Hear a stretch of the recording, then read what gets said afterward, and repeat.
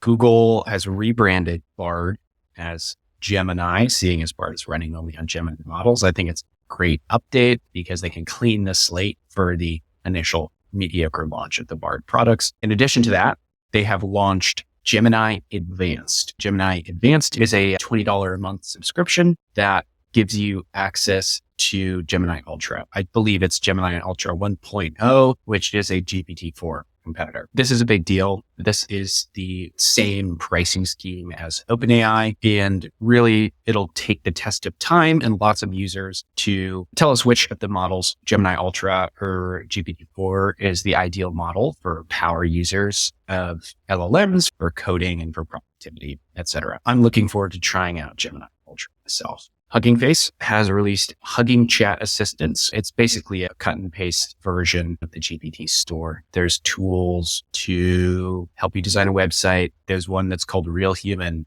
where it says talk with a real human trapped in a computer, generate images, do modal fine tuning, use a jailbroken version of GPT-4 straight out of the box, whatever you'd like to do. We're likely to see more interesting, potentially less regulated options coming from the HuggingChat Assistants page. There's a couple updates in the generated image watermarking space. OpenAI has committed to generating images with C2PA metadata, which is basically metadata to help you identify that it's been created by a generative model. And images generated with ChatGPT on the web, as well as API serving DALL 3, will now include this C2PA metadata. It's easy enough to clean this C2PA metadata away, but it's still a significant step in the right direction for helping reduce occurrence of AI fraud. In addition to that, Meta is basically all in on labeling AI generated images on Facebook, Instagram, and Threads. So they're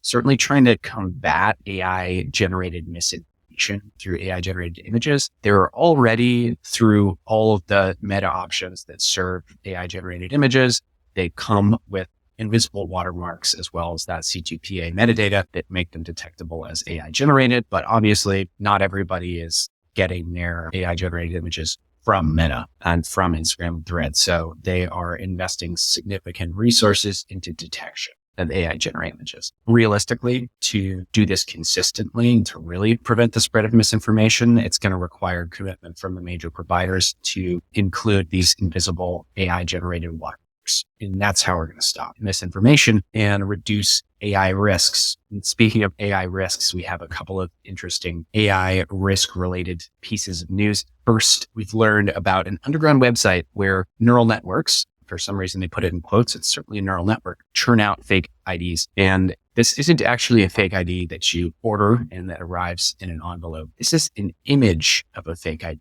An image of, for example, a driver's license, like something you might take before creating a profile on a website that requires a driver's license. So these are cheap. These are $15. You can certainly use identity fraud. You can pretend to be somebody else. So identity fraud, major risk AI. This is not a surprise, but we're seeing it come out as popular commodity products. In addition to that, a social engineering scam enhanced by generative AI. There's a multinational firm based in Hong Kong that lost $25 million US after scammers staged a deepfake video meeting, elaborate social engineering scheme, ultimately involving a group of scammers calling an employee deepfaked as other employees of the company, like CFO, and they convinced through social engineering this poor employee to make 15 transfers totaling $25 million US to 5 different Hong Kong bank accounts. They got away with it. This technology is very dangerous, and we're seeing misinformation. We're seeing fraud beginning to sort of spread into the mainstream with interesting stories like these. There's really no action that can be taken at the moment to reduce the occurrence of these things happening. There's no way to tell for sure if something has been deepfaked. Meta says we're investing huge amounts of money into deepfake detection, but there's really no super high consistency way to do this. I don't have any ideas for how to solve this problem. I think it's a very serious problem, and it's going to start scaling up dramatically as these tools become more and more accessible to whoever wants to commit fraudulent acts, sow the seeds of chaos in society. So not to end on a dark note, but that's all the news for this week. If you enjoyed it, we'll have another episode next week.